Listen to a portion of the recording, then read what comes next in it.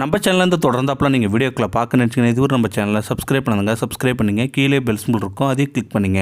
வாங்க வீடியோக்குள்ளே போகலாம். திருமணமாகி 35 வருடங்கள் இருக்கும் அவருக்கு. 61 வயது. கடந்த மாதம் ஓய்வு பெற்று வீட்டில் மனைவியோடு சவகாசமாக இருக்கிறார். வேலை நாட்களில் காலை மற்றும் இரவு தான் மனைவியை பார்ப்பதே.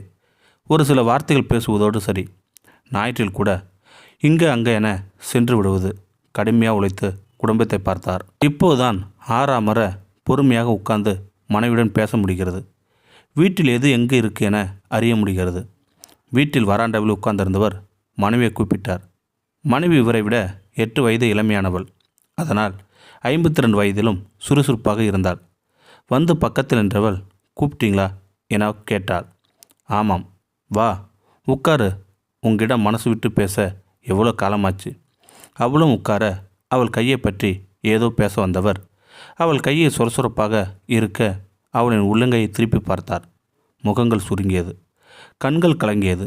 அம்மோ, என்னது, கைப்புறா வெட்டுக்காயமாக இருக்கே, நகம் கூட வெடிச்சிருக்கே, ஒரே தழும்பாக இருக்கே, என்னது, நீ என்னையை திருமணம் செய்து வரும்போது பட்டு மாதிரி இருந்தாயே, உன் கை பளபளப்பாக வலுவழுப்பாக இருந்ததே என நிமிர்ந்தார் அந்த கணவர். அவள் மெல்லிய சிரிப்புடன், நான் எதை என்னவென்று சொல்ல, 35 வருஷத்தில் சமையலில் எண்ணெய் தெரிச்சதாக இருக்கலாம், காய்கறி நறுக்கும்போது அறுவல் கத்தி கீறி இருக்கலாம், அடுப்பில் இருந்தபோது பாத்திரம் இருக்கும்போது சூடு பட்டிருக்கலாம், இப்படி ஏதேதோ நடந்திருக்கும் என்றாள். மெல்லிய கோடாய் அவளின் கண்களில் ஓரத்தில் கண்ணீர் வடிந்தது. என்னம்மா சொல்கிற, அது என்ன கையில் மேலே அவ்வளோ பெரிய தீக்காய் மாதிரி இருக்குது என்று அதிர்ந்தார். நீங்கள் என்னைய வண்டியில் உள்ள கவரை எடுத்துவான்னு 4 வருஷத்துக்கு முன்னாடி ஒரு நாள் சொன்னீங்க. நானும் எடுத்து வரப்போனேன். கவர் கீழே விழ நானும் எடுத்தும்போது உங்கள் வண்டி சைலன்ஸ் சுட்டுருச்சு. அப்போ தான் வந்தீங்க, அதான் சூடாக இருந்தது என்றாள். இது என்ன குழந்தையாட்டம், நீ என்கிட்ட சொல்லவே இல்லையாம்மோ? நான் சொல்லலை தாங்க, எந்த காயத்தையும் நான் சொல்லலை தாங்க.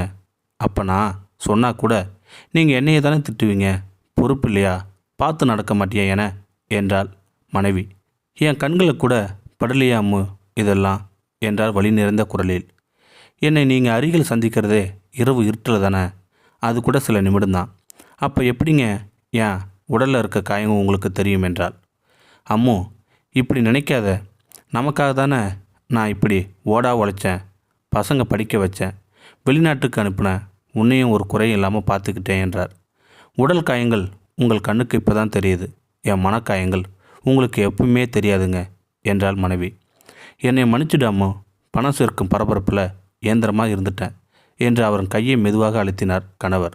எனக்கு ஒரு ஆசைங்க, அதை இப்போவாவது கேட்க முடியுமா என்றாள் மனைவி குரல் சுருதி குறைவாக. கேளுமோ என்றார். நாம் திருமணமான புதிதில் சில நாட்கள் நான் உங்கள் மடியிலையும் நீங்கள் என் மடியிலையும் தலை வைத்து படுத்திருக்கோம். அப்புறம் 35 வருஷமாக தலையணி தான் நாம் தலை வைத்து படுத்திருக்கோம். இப்போ உங்கள் மடியில் கொஞ்சம் தலை வைத்து படுத்துக்கா என அம்மா கேட்க அவருக்கும் அம்மாவுக்கும் கண்கள் கலங்கி விட்டது. அவளை அணைத்து தன் மடியில் படுக்க வைத்தவர் குழந்தை போல அவளை பார்த்தார். மனசு நிறைய பாசம் அன்பு இருந்தாலும் அதை ஆண்களுக்கு வெளிப்படுத்த தெரிவதில்லை, அதற்கான நேரமும் வரும் வரை. இதே போலதான் பெரும்பாலும் எல்லாம் பெண்கள் வாழ்வும். திருமணமாகும்போது இருந்த மென்மையை அவர்களின் கையும் மட்டுமல்ல, உடலும் மனமும் கூட இழந்து மறுத்து போயிருக்கும். எத்தனை கணவன்மார்கள் மனைவிக்கான நேரம் ஒதுக்கி அவளின் மனக்குறைகளை கேட்கிறார்கள், மனம் விட்டு பேசுகிறார்கள். ஆண்களே, உங்கள் மனைவியின் கையை பிடித்து பாருங்கள், எத்தனை கீறல்கள் காயங்கள் இருக்கும் என, இவை ஏன் வந்தது என கேளுங்கள், அவர்களின் மனக்காயம் வெளிவரும். இந்த வீடியோ உங்களுக்கு பிடிச்சிருந்தா கமெண்ட் பாக்ஸில் கமெண்ட் பண்ணுங்கள், கூட உங்கள் ஃப்ரெண்ட்ஸுக்கு ஷேர் பண்ணுங்கள். இதுவரை நம்ம சேனலை சப்ஸ்கிரைப் பண்ணுங்கள். சப்ஸ்கிரைப் பண்ணிங்க, கீழே பெல் சிம்பல் இருக்கும், அதையும் கிளிக் பண்ணிங்க. தேங்க்யூ ஃபார் வாட்சிங்.